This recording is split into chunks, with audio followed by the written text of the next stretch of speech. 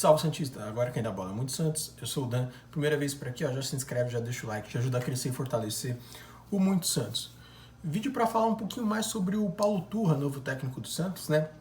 Ele já assinou um contrato, já teve no CT hoje, já saiu o primeiro vídeo que eu comento sobre o desempenho dele, enfim. Mas eu queria fazer um outro vídeo, não é nem pela questão tática dele, que também já foi esmiuçada por outros canais, inclusive pelo Globo Esporte também, né, que tem lá um print das táticas dele, uma matéria muito boa, né, que é basicamente o quê? Linhas de zaga e a linha de volante atrás defendendo bem, bem compactas, bem perto da área, e o bloco da frente esperando para o contra-ataque. Resumidamente, bem porcamente resumido, vai ser isso. E ok, por mim tranquilo, porque o elenco do Santos não oferece muita coisa a mais do que isso. Mas no mesmo Globo Esporte, tem duas entrevistas dele, né, do Paulo Turra, antes, claro, de assinar com o Santos, que ele cita algumas coisas que eu queria compartilhar aqui nesse vídeo. São algumas coisas que eu gostei, outras que eu não gostei.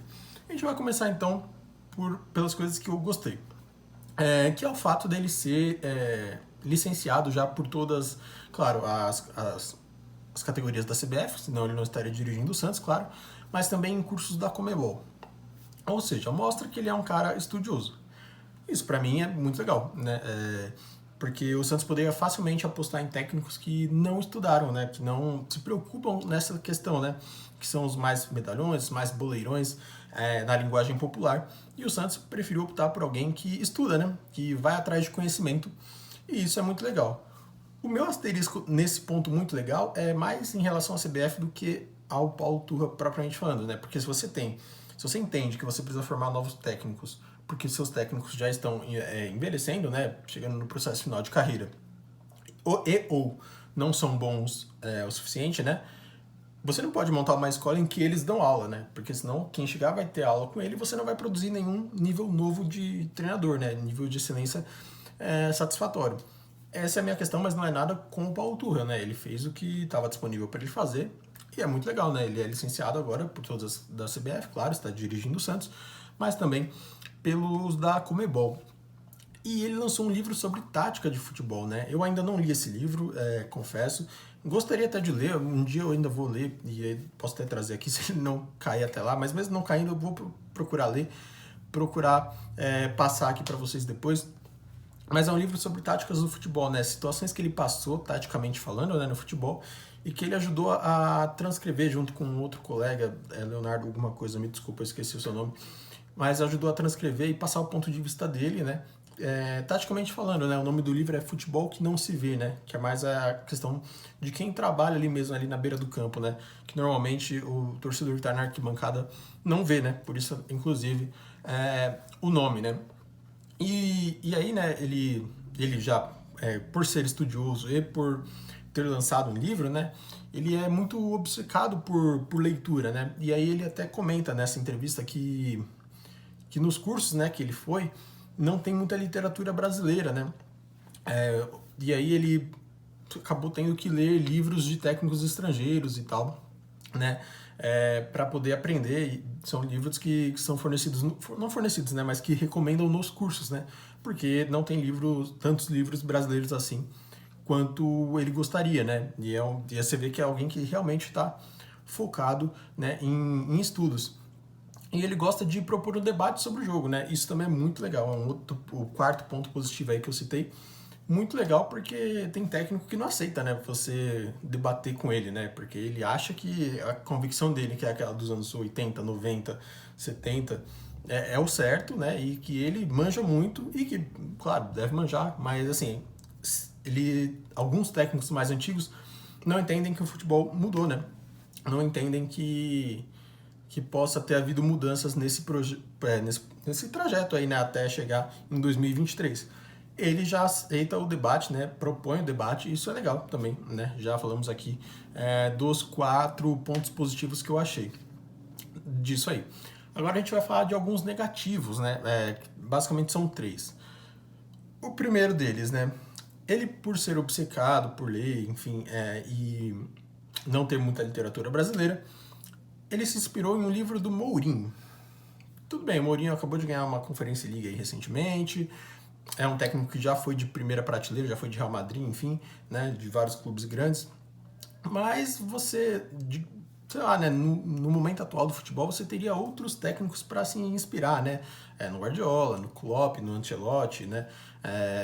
Até em outros também que jogam de uma forma mais ofensiva, né? Tipo o Gautier, o Tuchel, enfim. Tem outros técnicos que você poderia se inspirar e você está se inspirando em alguém que é reconhecido, notadamente reconhecido por ser um pouquinho mais retranqueiro, né? Por ter um estilo mais rústico, eu diria, de comandar um time. Isso me deixou um pouquinho preocupado, né? Mas, de novo, claro, eu aceito e entendo que também não vai dar para praticar o que o Guardiola pratica com esse elenco do Santos, né? Que esse elenco do Santos é fraco, né? Tem 13, 15 jogadores que você pode contar ali no máximo, o resto muito fraco. Então, assim, eu entendo que ele não tem como ele propor um futebol de Guardiola, de Klopp, enfim, dessas outras vertentes, se o elenco dele não proporciona isso, e o elenco do Mourinho, normalmente, na verdade, né, essa tática que ele usa, normalmente todos os elencos se adaptam melhor a ela, por talvez não precisar tanto da qualidade técnica, né? E aí o Paulo Turra vai usar isso como a sua tática no Santos, e que por mim, tudo bem. Mas o outro ponto, eu achei pelo menos mais preocupante, né? E aí convido até os preparadores físicos a comentarem nesse vídeo, né? Se tiver alguém que estuda educação física, enfim, fisiologia, que é o fato dele preferir treinos de 15 a no máximo 20 minutos. Ele soltou essa numa entrevista. Isso me preocupou bastante, muito, né? Porque hoje em dia, normalmente, os elencos treinam 1 hora ou 2 ali, né? Numa carga determinada. Ele prefere que o time treine de 15 a no máximo 20 em alta intensidade, né? Ele acredita que assimila melhor, além de não comprometer o físico, né? Ele acha que em treinos de 1 hora ou 2, você acaba comprometendo o físico do jogador para o jogo. De novo, não sou preparador físico, não sou fisiologista, né?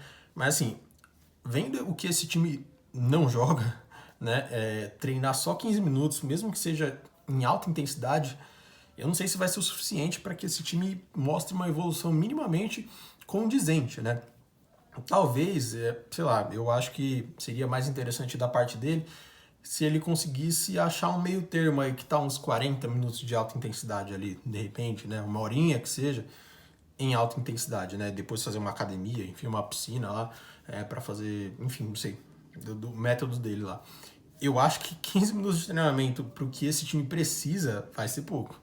Eu acho que se ele vier mantendo essa filosofia de 15 a 20 minutos, não sei, tende a ser bem complicado, porque eu acho que o time precisa de muito mais trabalho do que ele mesmo imagina. Eu acho que ele vai se surpreender quando ele estiver na beira do campo comandando os treinos, o quanto esse time vai precisar de evolução e talvez ele mude esses conceitos. Lembrando que ele pode já não pensar mais isso também, né? As entrevistas do Paulo Turra ao Globo Esporte não são tão recentes assim, né? Não foi ontem, né? Então ele pode muito bem ter mudado alguns conceitos disso, principalmente depois de ter dirigido o Atlético Paranaense, né? Então, mas como estava lá no Globo Esporte, eu resolvi trazer pra gente debater em cima. E por último, né, que ele falou também, eu deixei esse ponto específico por último, que ele falou que gestão de grupo é o diferencial hoje em dia. Eu concordo discordando, né, ou discordo concordando, enfim. Porque, ok, a gente sabe que no Brasil os jogadores são muito mimados, né, então você ter um treinador que consiga exercer esse papel de liderança, de gestão de grupo, realmente é bem importante, né. Porque nesse ponto específico a gente tem uma questão que são os jogadores, né? O jogador que for, qualquer um, ele não se cria no futebol europeu da forma que ele se cria nos times brasileiros aqui, né? Até um certo desrespeito com os clubes aqui do Brasil. Porque lá fora o jogador brasileiro não faz o que ele faz aqui, né? Então nesse ponto ele tá certo. Eu não gostaria que ele estivesse. Mas eu acho importante que, seja lá qual for o treinador, que tem a gestão de grupo, mas também tem a parte de estudos, né? E ele aparentemente junta as duas coisas, né? Segundo ele mesmo, né? E aí a gente tem essa questão de elenco, né? De como o jogador vai receber esse tipo de liderança.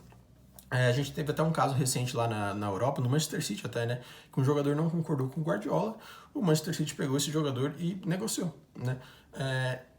Claro, assim, é muito mais difícil fazer isso aqui, ainda mais com os clubes na penúria do jeito que estão aqui, né? Muitos com dificuldades financeiras, né? A maioria.